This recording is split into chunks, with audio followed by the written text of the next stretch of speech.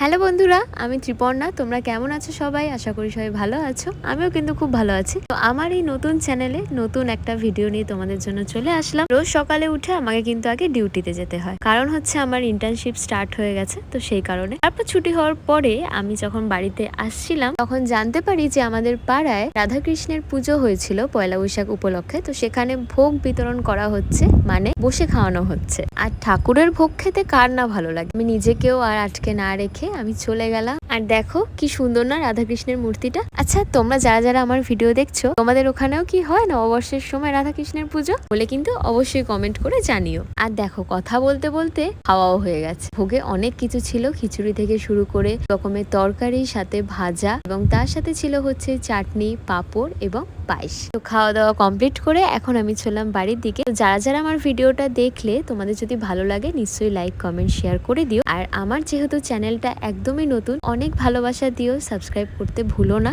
আজকের ভিডিওটা আমি এখানেই শেষ করলাম। তোমাদের সঙ্গে দেখা হবে নতুন একটা ভিডিওতে। টাটা।